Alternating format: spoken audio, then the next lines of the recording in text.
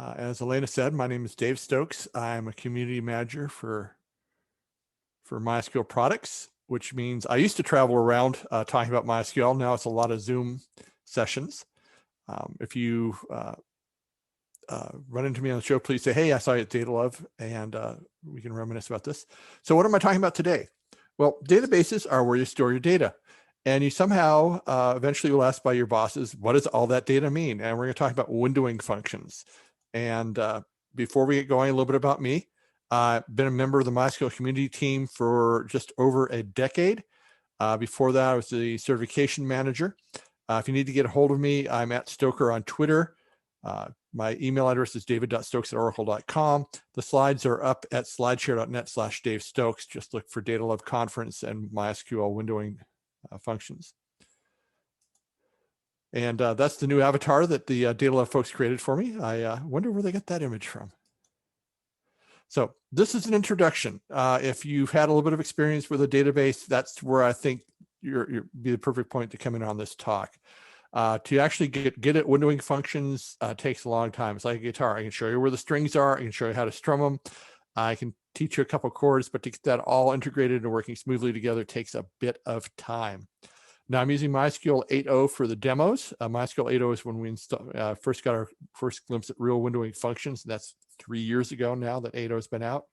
This will work with similar databases. As a matter of fact, I lifted a lot of the examples I got from my buddy Bruce Momgen, who's one of the folks at Enterprise DB, a god in the Postgres world.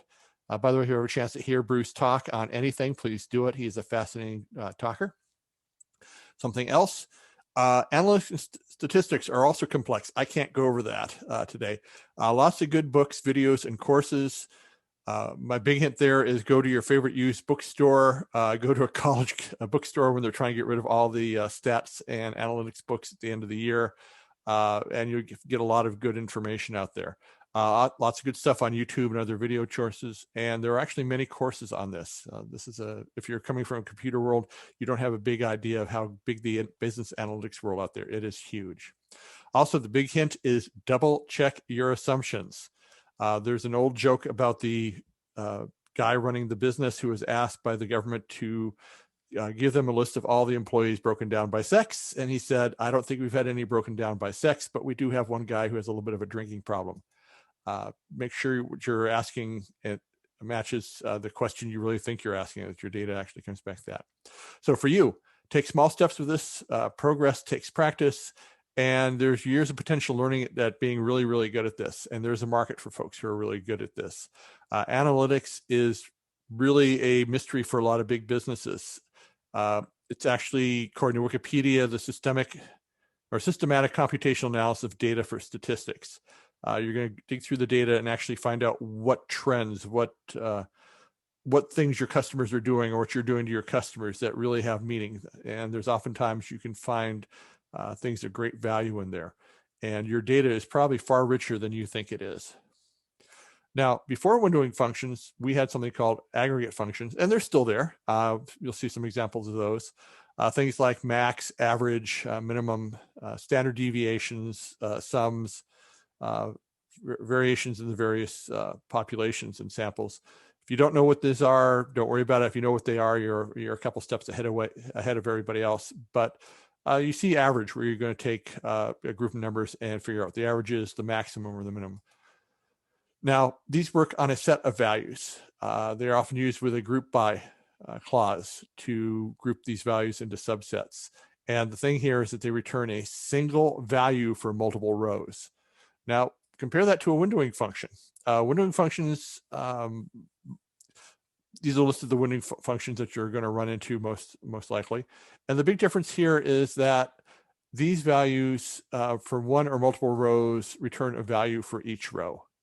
So single row, multiple rows. So let's do a very simple look at some data without a windowing function. I'm going to create a very simple table, W1. It has 4 columns.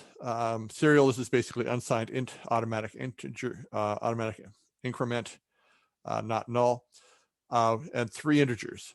And into our table, we insert 3 rows of data. And if we go out and take a look at everything from the data, we have A123 with the values for B being 10, 20, 30, and so on.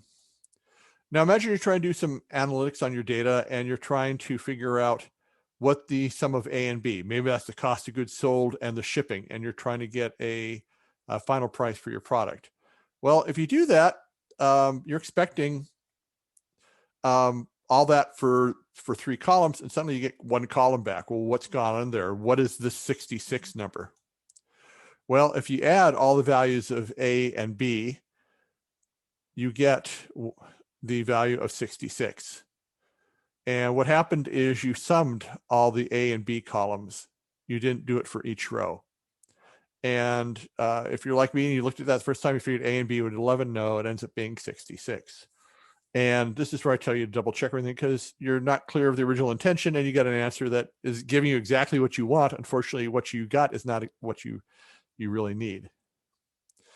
Now, if we go back there and modify our query and group it by the value of A, we get 1 and 10 equaling 11, 2 and 20 equals 22, probably what we were searching for in the first place. So double check your assumptions and check your work. Now let's look at another data set. We have 4 products with various prices stored in one of 2 different warehouses from various vendors. Now, if we want to take a look at our information, we can select the warehouse, the sum of the price from our table, and group it by the warehouse. So our product in warehouse 1, the sum of all the price is $13.59. In warehouse 2, it's $0.99. Now, if we add the with rollup clause, it will actually sum all this for us. Now, if you're not used to seeing null, the database doesn't really have a value for a warehouse number, so it's giving you null. This is kind of hard to read for those who aren't used to it, but we'll talk a little bit more about null in a minute. But this isn't a report writer, it's a database, and it's telling you that when you roll up all the stuff, your total price for all your products is $14.58. Now, if we do that and turn it just a little bit, we're going to sum the price and group it by vendor. We know that our products from vendor 1 now have a total price of $1.99, and from vendor 2, a total value of $12.59. And if we roll up all our prices, the $1.99, $1.59, we get $14.58. Now, what null really means is we do not have a value. In the very early days of computers, where everything was a binary 1 or on or 0 and off, they decided they needed something to say, hey, we don't have a value. We can't use 0 because 0 is going to be taken as a 0 value instead of we don't have a value. Null can be confusing. So hopefully I haven't confused you further on that. So null still confusing. Don't worry about it for now. Just realize that this is the way that we're denoting that what our rollup is coming out to be. Now, once again, windowing functions are difficult. You need to practice with them, and it's easy to write, just like with SQL, write a junky query. You have to understand what you're trying to do and build your own competence, and it can be a struggle at first, so don't worry about that. Everyone stumbles with this. Now, the keyword for windowing functions, the thing you see that keyword and your mind gets that little light bulb that goes off that says windowing function, is the keyword over. Now, in this example, we're going to sum the profit column, and over with 2 parens there means take all the columns. And the next one you see, we're going to sum profit, but we're going to partition it by the country column. And if you take a look at the example below, you'll see that for Finland, we have a country profit, which is just all the profit for the country of Finland, as 1610, which is 1,500 to 110. Now, total profit is what you get if you add everything in the profit column together. Let me reiterate that. The stuff in red, we're going to take over the entire profit column and get our value. And in the green, we're going to partition it by the country. So the trick for windowing functions is to think, okay, how am I going to partition? How am I going to segment my data? That's what we're doing with these window functions. Now, other things you'll see are functions for row number. So as you read the data out, you can get a row number. So if you look here, row number, first value we get in is row number 1, row number 2, row number 3, and so on. And rank, where do they position themselves? So their first value comes in is ranks as first. We have the same value for the second row of data. So that also ranks as a first, kind of like a tie. Our next value that comes in, since there's already 2 number 1s, there can't be a number 2, it's going to have value of 3. The next values that come in both have the value of X. So they're going to be value is 4th place. It's kind of like golf scores. Now, dense rank is a little different than rank. In dense rank, we have 2 number 1s here. The next value that comes in here is going to be our second value that we have. Our next one that comes in, the next value we have is going to be our third value. This takes a little bit to get used to. Play with it, you'll get it. Okay, rank versus desk rank with a named window. Now, if you notice this up here, we have order by X, order by X, order by X. And if you're like me, you hate typing the same thing over again. So what we're going to do is we're going to name the window. So we're going to say we're going to select row number, rank, desk rank over W. Now, W is our alias for the window. And we have the same basic query, but now this time we've named the window. And this makes it a little bit easier to read, a little bit easier to write. So, by the way, you can modify your windows when you name them this way. Here we're having a window called W. We're going to partition by country. Now, if I want to get one value where I'm modifying that window, we're going to order by year ascending. And then we have another one where we're going to modify that window and do it descending. You can actually modify the windows a little bit. However, if you get a little too indulgent and try to redefine it to something that blows out the original definition of the window, you'll get this error. Where here we're originally trying to order by date, and then we're going to say, oh, we're going to take our order by date, but instead order it by name. That's another definition, and the server will kick that out. Okay, let's look at another data set. Basically, we have a single column table, and 1, 2, 3, 4, 5, 6, 7, 8, 9, 10 are our values. So if we select X and the count of X over the entire column, this kind of gives us an interesting piece of information. So this is telling us in this first, or actually second column in, that we have 10 entries here. This is 1, 2, 3, 4, 5, 6, 7, 8, 9, 10. Now, if you sum all these, you get the value of 55. Now, this is an example of a good example that doesn't really give you a lot of useful data. You probably could have just done a count X without a windowing function, found out you had 10 entries, and you could have done a sum X and without a windowing function and got the value of 55. But it gets a little bit clearer. Now, for us right now, the 55 isn't valuable information. But let's look at another example. Same data set. We're going to select X and we're going to sum those values. And what we're going to do is we're going to order them by X. So that's the first one comes in, second one comes in. That's what we're going to do. So our value of X is 1. Our first sum is 1. Value of X is 2. Our sum is the first column and the second column. So we get 1 plus 2 equals 3. Next one, our value is X. So we're getting 1 plus 2 plus 3. You'll see some examples a little bit later on where this makes a little more sense. Now, the default definition is the open parens, which is shorthand for rows unbounded preceding. So we have the same query basically here, just done twice, but this time we're using the more precise terminology, rows unbounded preceding. So here we're going to select X and sum of X, and we're going to go the rows between the first row, between the one preceding and the current row.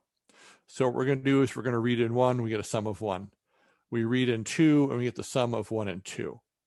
Now, it throws away the first value and it's going to give us the rows 1 before we're reading in 3. So it's going to give us the values for 2 and 3. When you're doing stuff like your boss asks you, hey, how much have we sold between the start of the month and the current date? This shows you that you can have a between function to give you what you want. It can be date, it can be row numbers, it can be a couple other things. Now, if you need to, it's like you're doing a moving average, rows between one preceding and one following, we read in the row of 1, and we also want to know the values for this next row. The next time we reiterate this, we're going to read in 2, and also it's going to take the one following, so it's going to give us the row 2 and 3. Now, this is called the frame. When you go from unbounded preceding to unbounded following, that's the entire column. Now, you can have numbered precedings and numbered followings from your current row, and everything's measured usually from your current row. So if you want 10 rows before and 3 rows after, you can specify that. You can go from the start to the current row, or start to the current row plus 3, or some variation of that. So let's use another trial data set. We have some employees, and they have the various ID numbers, their names, what department they work in, and how much they get paid. Now, this is a contrived example of some of the tests you can start making with the data, but it gives a good example of what type of things you're going to be starting with. So let's go out there and find out how much each department is being paid. So what we're going to do is partitioning by department. We're going to go out there and get the name, the department number, the pay, and the sum of the pay. So for each department, we're going to get that information. So it reads in all the information for department 1, tells you that these individuals are each being paid 100 of some value, and the total department pay is 300. Then we go off and we do department 2. And these 3 employees work in department 2, various pay rates, and the sum of those pay rates. Now let's make this a little bit more readable. And we're going to partition department and order by pay. So once again, we have department 1 with its values, but this time for department 2, we can kind of get a running total to see how things work. So when department 2, this employee got paid 50. The next employee gets paid 88, so it's 50 plus 88, and then you get the running total down here for the last person. It gives you a quick visual clue of the top pay for that, or the total pay for that department. Okay, multiple windows. You can have as many windows as you can cram in there. It gets very confusing after about 4 or 5. Here's an example where we're going to partition window W by department, and window Y as rows between the top of the column and the current row. So for each of those, we're going to do that. And then we have another one we're partitioning by department. So let's go out and get the department and the pay, and the sum of pay over the department. So we know that department 1, the summary is 300. Department 2, the summary is 248. And we go back and we get the total pay. So we know for the first row we read in, the first person gets paid $100. The second person gets paid $100, so that gives a total of $200. Third person gets paid $100. So for the department here, we know the total is that. Now, if we want to keep going, we can add in the next person's pay, and all that, so we get the total pay. You can also rank over ID where the person comes in. So we're reading this in by ID, 1, 2, 3, 4, 5, and 6. That may not be a good decision there. You might have other things for how you wanted to mark your employees. So Mo, because he comes in first, because it's the lowest ID number, his rank is 1, and so on and so forth. Ironically, their rank also equals the ID number, although you can't see it here in this example. So might not be valuable information. By the way, if you're working at coming to the stack ranking, make sure they're not doing this to you. So let's rank by pay, high to low.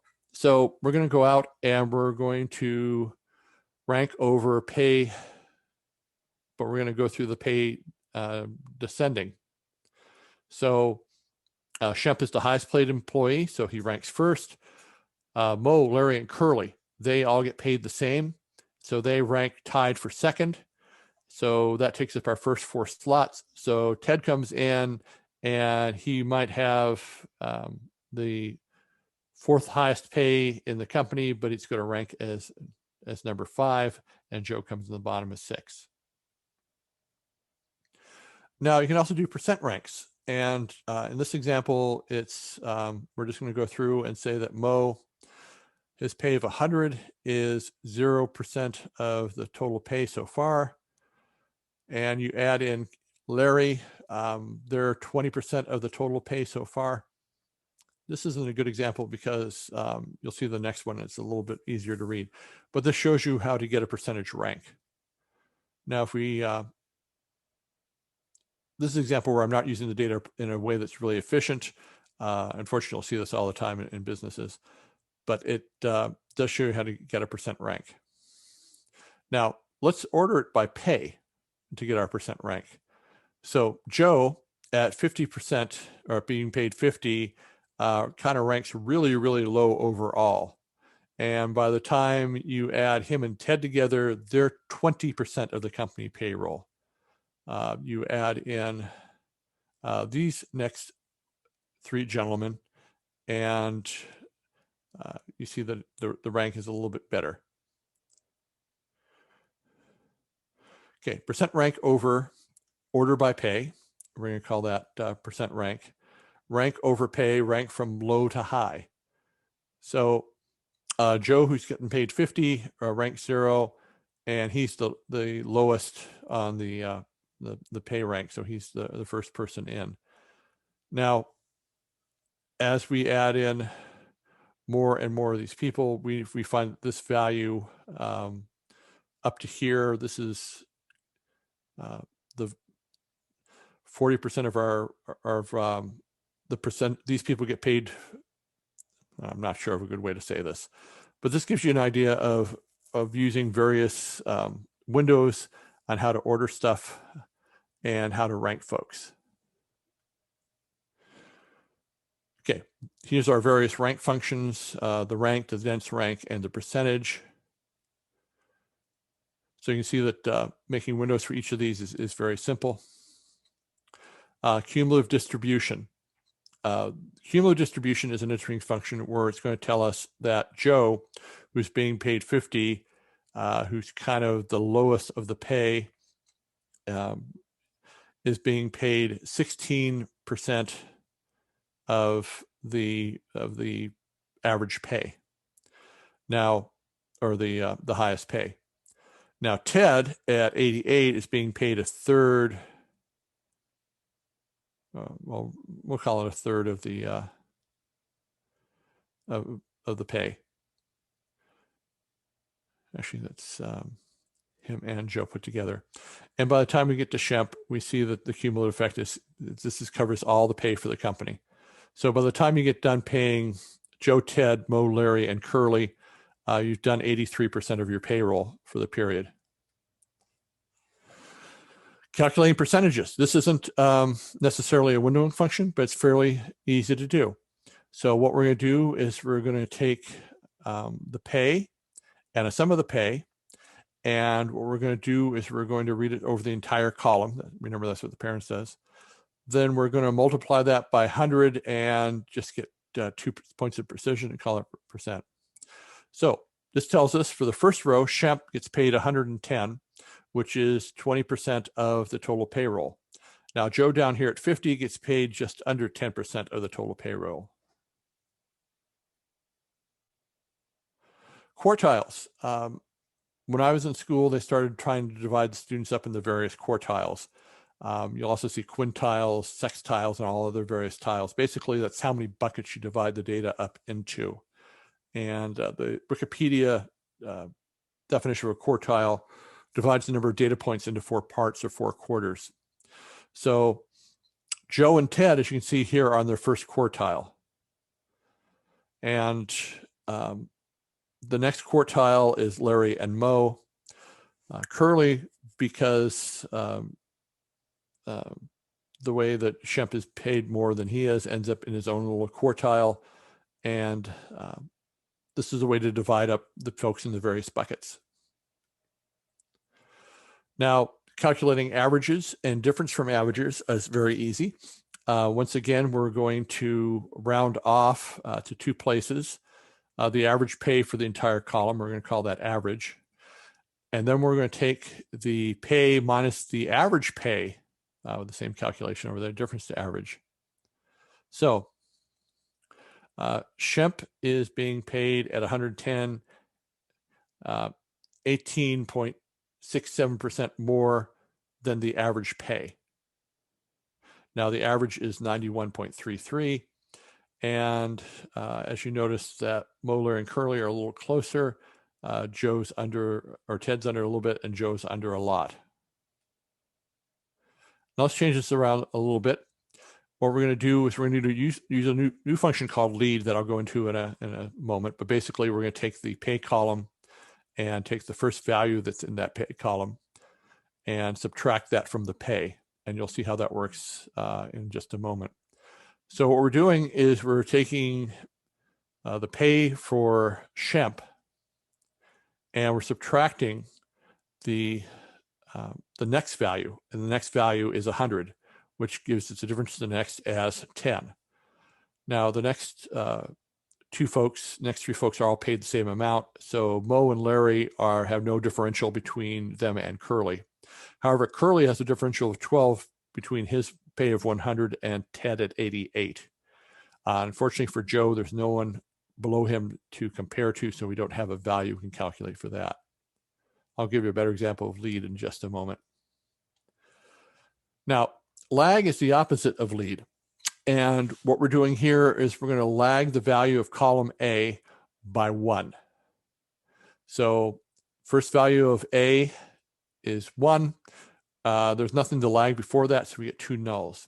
We read in 2, we're going to lag 1, which happens to be the first value we have in the column A, which is 1. There's not 2 things in front of it, so there's no value there.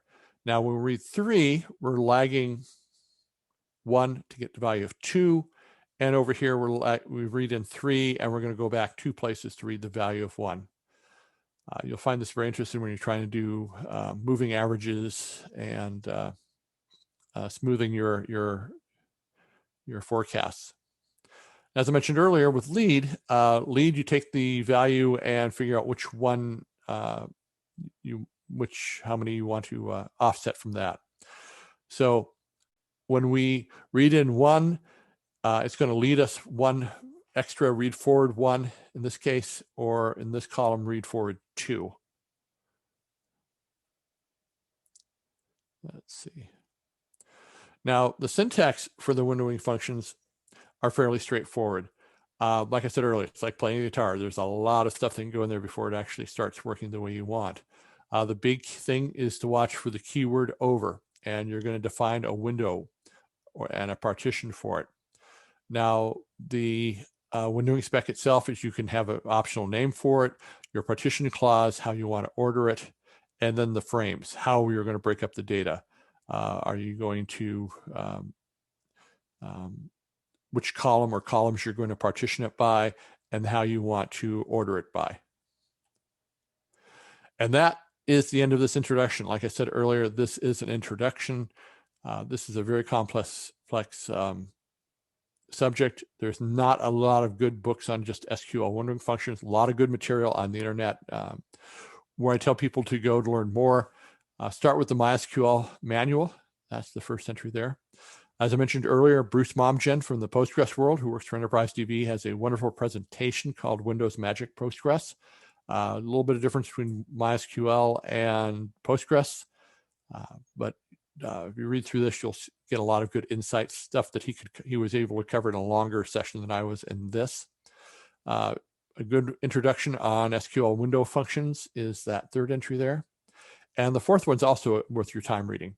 So if you're really going to get some value out of your data, I really highly recommend peeking through those. By the way, this is how my bosses pay for my time. If you want to try the MySQL database service, which is MySQL and Oracle Cloud, you can get $300 in free credits. And $300 will last you quite a long time if you stay to the slower, the lower function machines. I won't say slower because they are extremely fast. Also, for the MySQL world, come connect with us. Go out to mysql.com. Follow us on Twitter. We're also on Facebook. We have a 20,000 person group on LinkedIn. Also, I want you to go out to mysqlcommunity.slack.com and sign up. A lot of our engineers monitor that website. So if you have a question, chances are you can actually talk to the guy who coded it. Also, if you are a startup company, Oracle wants to help you. They have lots of credits, marketing advice, digital promotion, some mentorship and all that. Get exposure to our customers. And this is also free, but you have to be a startup. If you're using the MySQL JSON data type, I wrote this book, and I'd appreciate you buying a copy if you're using JSON. Manual pages are good, but they're not designed for novices. It's a reference manual, not a tutorial. My book is more of a tutorial, lots of programming guides, example codes, best practices, and a lot of information.